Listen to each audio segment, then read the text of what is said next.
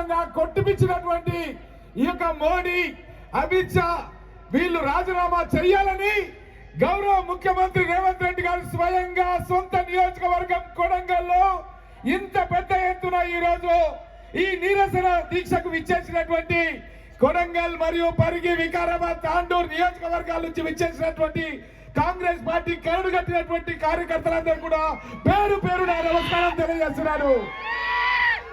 చాలా బాధాకరం ఈ రోజు జరుగుతున్నటువంటి సంఘటనలు.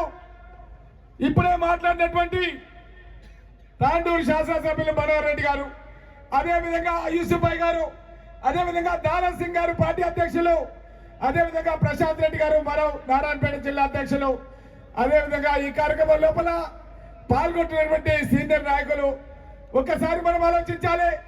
మన దేశం గురించి మోతీలాల్ నెహ్రూ గారు స్వతంత్ర సమర యోధం లోపల వాళ్ళ సొంత ఆశలను పరంగా పెట్టి పోరాటం చేయడం జరిగింది.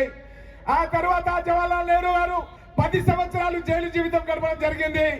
ఇందిరా గాంధీ గారు రోటీ కపడా మకాన్ అని పేద ప్రజల గురించి భూస్వాముల దగ్గర ఉన్న భూములు దానం చేయడం జరిగింది.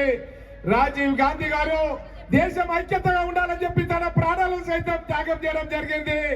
ఆ కుటుంబం నుంచి వచ్చిన రాహుల్ గాంధీ గారు ప్రధాని కావాలంటే ప్రధాని అవుతుండే తాను మన్మోహన్ సింగ్ అనే ఒక ఆర్థికవేత్తను ప్రధానిగా చేసి మన దేశం అభివృద్ధి చెందాలని ఆలోచన చేసి ఈ రోజు నిరుద్యోగ యువకుల గురించి నీట్ పరీక్షలో లీక్ అయినటువంటి ధర్మేంద్ర ప్రధాన్ ఎవరైతే ఉన్నాడో ఆయన రాజీనామా చేయాలని లక్షలాది మంది నిరుద్యోగ యువకులకు యువతులకు బాసటగా నిలిస్తే తాను ఒక దీక్ష చేపడితే ఆ దీక్షను కూడా పోలీసులతో లాఠీ చార్జ్ చేయించడం, ముక్కుల నుంచి రక్తాలు గారే విధంగా కొట్టించడం అంటే ఈ యొక్క మోడీ యొక్క బాధ్యత రాహిత్యం.